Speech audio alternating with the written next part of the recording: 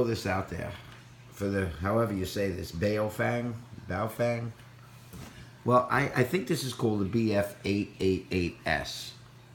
And it's a UHF, it's like 400 to 470, something like that is where it transmits, receives, like that. It's a 16 channel radio. Now, I was bottom feeding on eBay when I found these things. And I had a Baofeng dual bander. I am a ham operator. And I had a dual bander one. And I figured, let me get this for when we're camping. I could use it as communications. Well, what happened was, this one, my wife's father slipped off the rocks by the jetty, and he fell in the water. Came out of the water, and the radio wasn't clipped to him anymore. So we had to go back in and find it in salt water.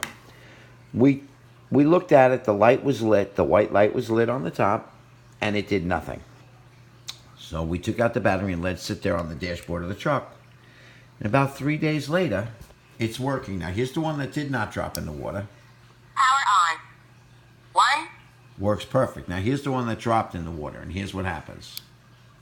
Power on. 1. Okay, you heard that weird clicking noise, but it's still working. Now, watch. I'm going to transmit to it.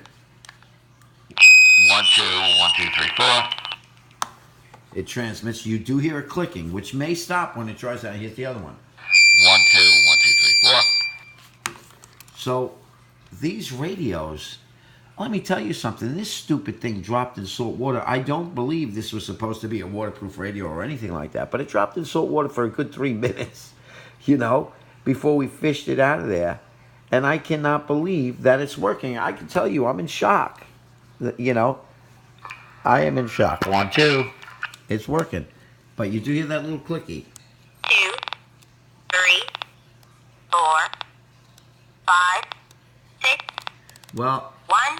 you know what? As far as I'm concerned, what a good little piece of equipment for whatever I spent. Maybe I spent $30 for the 2 of the stupid things. I don't even remember. But you know what? These stupid things are good.